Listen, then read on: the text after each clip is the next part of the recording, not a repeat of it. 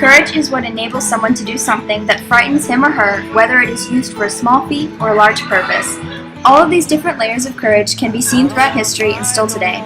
As Atticus Finch, a character in Harper Lee's novel To Kill a Mockingbird, once said while speaking to Scout, "I wanted you to see what real courage is, instead of getting the idea that courage is a man with a gun in his hand.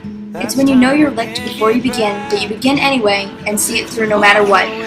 Courage is not always represented by someone holding a gun, like a police officer standing up for a victim of crime or getting into a fistfight to prove oneself, but it can simply be a little girl helping her dog or a teenager saving a boy from drowning. In fact, in the winter of 2011, a 16-year-old boy named Cole Devonshire saved a 10-year-old boy from drowning in a frozen river.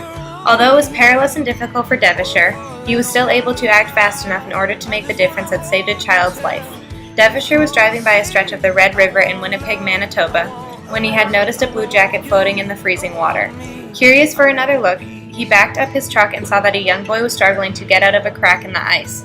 Acting on instinct, Cole Devonshire used his truck's tow strap to pull the boy out. When he first threw the rope to the struggling child, the boy could not grab hold of it because his hands were already turning blue from hypothermia. Instead, Devonshire tied the tow strap in a loop so that the boy could put it around his shoulders, and then Cole could pull him out. Because of Devonshire's brave and courageous act, he was able to save a young child's life. Another noteworthy story is that of James Person III and his heroic deed of sheltering a rape victim who was running from her assailant. After she had escaped the car that the assailant was transporting her in, she went looking for help. She arrived at Person's door wrapped in clear packing tape with bruises on her face.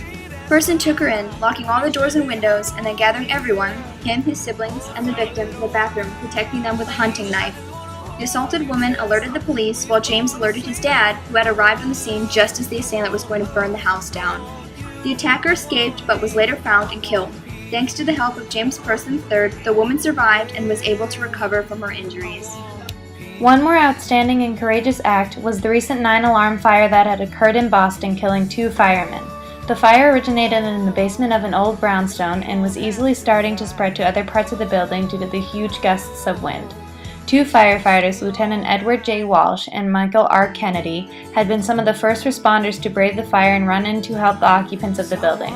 Walsh and Kennedy had gone down the stairs and into the basement when the window broke out and flew the fire back at them.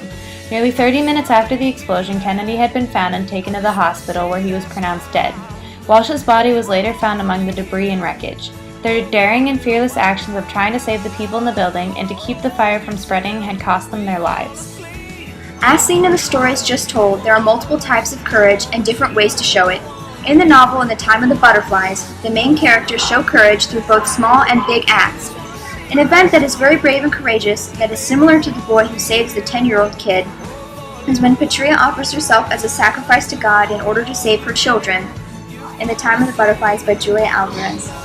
Both offered themselves in order for another to survive, one offering his life to the icy waters, the other to God for the life of her family. Petrea, while looking upon a portrait of Trujillo, the dictator of her country, prays to God that he will take her instead of her family, offering herself as a sacrificial lamb. As with the boy who shelters a rape victim, the mixture of Dee Dee deciding to leave her husband and her mother fighting to stay beside her family is also courageous. All the people in these situations have made the decision to fight back against a specific force for a specific person. With the boy, he fights the force of a man trying to burn his house down for a rape victim. Dee Dee fights against the tyranny of her husband for herself, while her mother fights against the Dominican police force in order to stay with her children, and earlier her husband, as they are escorted to prison. She would leave him. Their life together had collapsed. From puppy dog devotion, he had moved on to a moody bawsiness complicated with intermittent periods of dog remorse that would have been passion had there been less of his hunger and more of her desire in it. But her mother also shows courage. If he goes, I go. Mama pulls herself up to her full bulk. The guardias finally had to let her come this morning. She stood in the driveway refusing to get out of the way.